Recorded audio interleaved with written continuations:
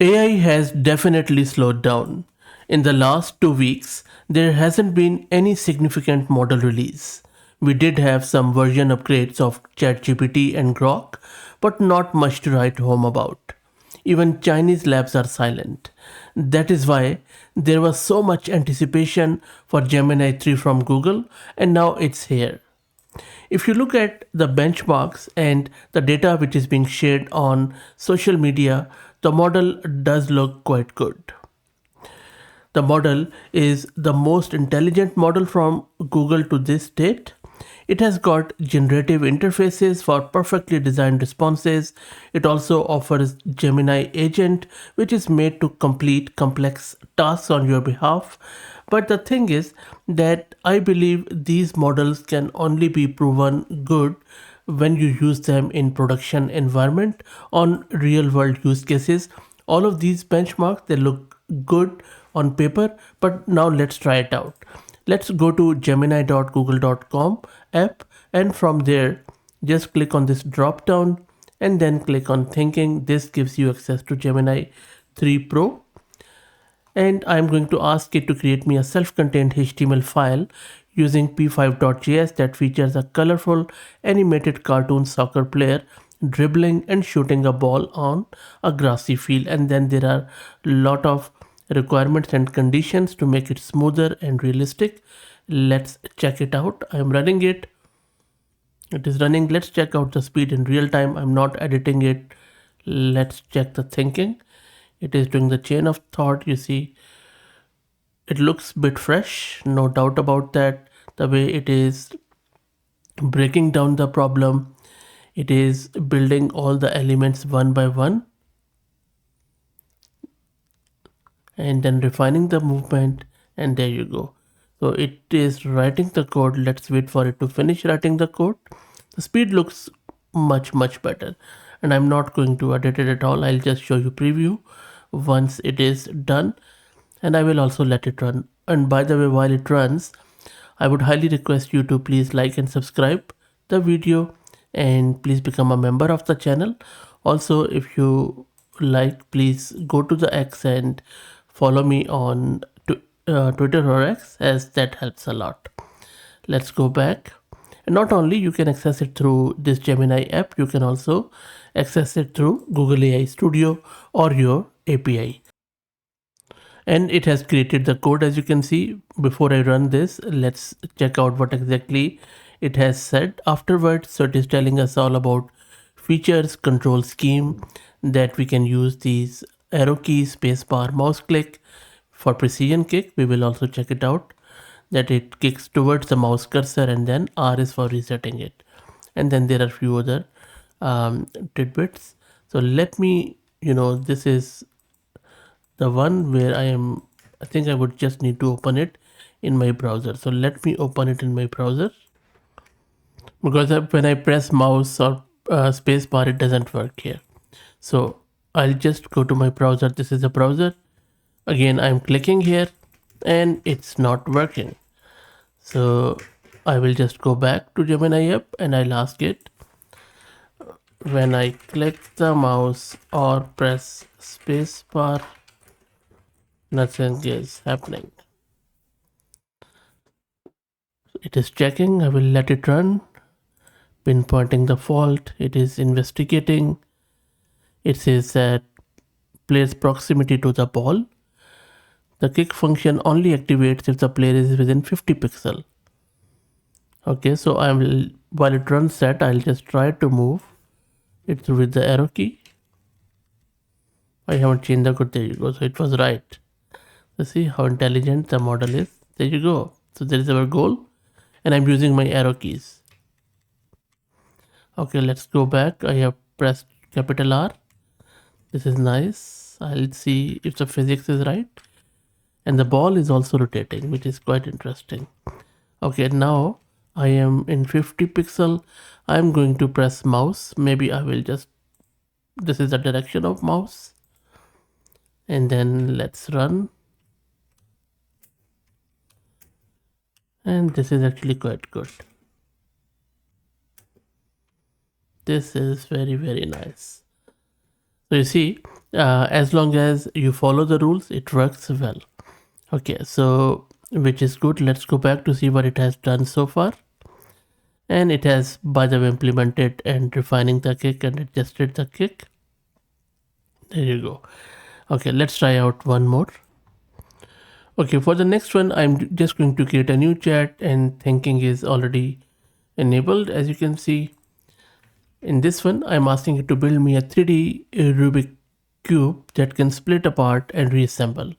Add an explode and mix button where pieces scatter and shuffle in midair, and a magnetic solve button also shows up. So let's see. Again, it's always fascinating to see how exactly these models are thinking, and I can tell you that the thinking of this model has improved a lot. Okay, let's wait for it to finish and then we will check it out what exactly it has created. I'm just going to show you a bit of its thinking. And another thing which I have noticed, that it follows this prompt and then it just creates it accordingly. It divides the prompt into pieces and then just stays within the scope, which is slightly different from the previous Gemini 2.5 Pro. And very quickly it has generated it. I'm going to click on explode and mix. Pretty interesting.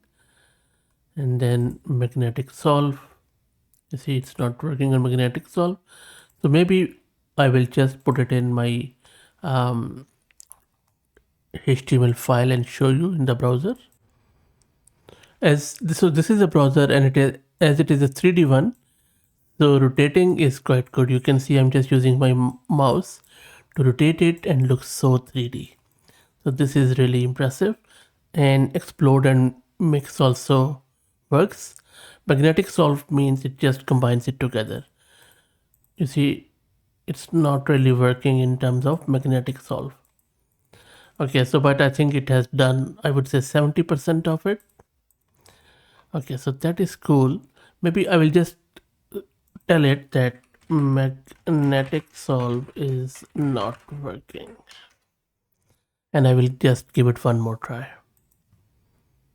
It has recreated the code and it has, it says that it has fixed few of the things. Let's explode first.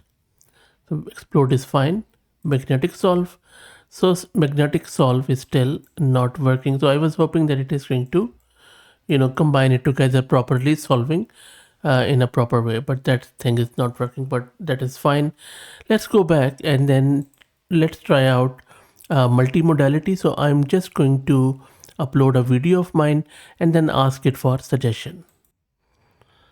So I have just uploaded a 30-second video here, as you can see, and you can probably tell that the lighting is not good. I'm just asking it, I'm recording this video for podcast, what could be improved?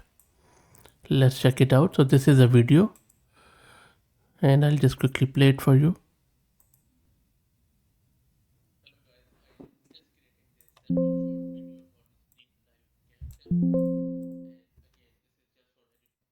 So this is a video which I'm going to check out. Coming back to the terminal, it is saying that this is a great start for a test run. And it is saying that you mentioned this for podcast where audio is king and video setup where connection matters. It is saying that audio quality, and it is checking about what to fix. This is very interesting. Yes, it has identified that what lighting would work. Yes, I am side lit. This is very, very impressive. You can see that I am side lit. And then it is giving me some of the lighting information, that if I cannot move the desk, place a lamp on the right side. And talking about camera angle, presentation, and then this is a summary checklist. It's very impressive, I can tell you. Next up, I'm checking in audio. Let me play the audio first and then you will see what I exactly am asking. Ooh la la. Like the video, subscribe to Fahad's channel, and become a member, as that helps a lot. So I'm asking it, what is she saying, and does the tone of her convince listeners to act? And it is saying that yes, I'm focusing on audio file, interpreting persuasion. This is a persuasive impact, and you guys have to tell me if you followed it. And then it is saying that content, tone, and context. It is refining the argument, evaluating the impact, reflecting on persuasion. And it's a single phrase. So you see, it has just got this single phrase. And then this is the tone. After that, it is talking about sign up or buy now, but I don't think so it got it what I was saying earlier. So it didn't get the full sentence, just the first one. And it says the tone is persuasive primer, not a closer. It's a very effective at generating curiosity and desire, but it relies on visual context or follow-up narration to actually tell the listener what to do. So it is not a transcription model. It can just get the whole vibe of audio, if you may. Okay, let's try out, maybe we can do a quick multilinguality test. I think this should work really well. Google's models have always been very, very good with the multilinguality. So I'm asking it to translate the sentence, spend less than what you earn, save and invest the difference, into various world languages, and then some runic script, some fictional languages, and then some cultural note. Normally these sort of things doesn't require too much thinking, so hopefully it won't spend too much time on thinking, because this is one thing which needs to be improved by model, because even for simple tasks they think long and hard. So this is good. You see, it hasn't really thought for too long. And then it is talking, it has divided automatically the languages into the geographical locations. And if you're that language speaker, please help me out. So these are the East and Southeast Asian languages, where it is talking about all the Southeast Asian languages. Very good. And then this is South Asia. Yeah, most of it is look good, which I know. And I'm just scrolling through, so please let me know in the comments what do you think. Even the regional languages are quite good. So very nice. The Romance, Germanic, Slavic, and these are all the ones. And these are the Middle Eastern languages. Very nice. And this is a gibberish, so it has come up with this. This is Elder Futhark, and Klingon is a fictional language. For the cultural adaptation notes, yep, that looks very nice. Changyu for character idiom, measure your income to determine your outs. And then German, it is famous for precision. Ostjapan. Okay, so if you're German, please let me know. Looks pretty good to me, by the way. And then it is the Tagalog, the Filipino language. Very nice. So look, very impressive model. I could tell you I could test it on and on and on, but overall I think I agree that the reasoning is quite good, thinking is quite good, and most of the stuff it has got right. But yes, it has made mistakes, not perfect by any means. So as usual, we have tried to cover the model without any fluff, and the benchmarks are good, but you saw that it struggled in few of the very, very complex and hard ones, especially where the thinking gets really hard and it has to join the things back together. But overall I think good improvement, no doubt about it.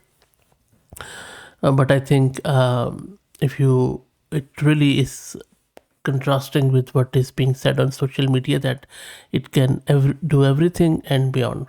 I think we have still a long way to go. That's it. Let me know your thoughts, as they matter a lot. Please like the video and subscribe, and consider becoming a member. And please follow me on X, as that helps. Thank you for all the support.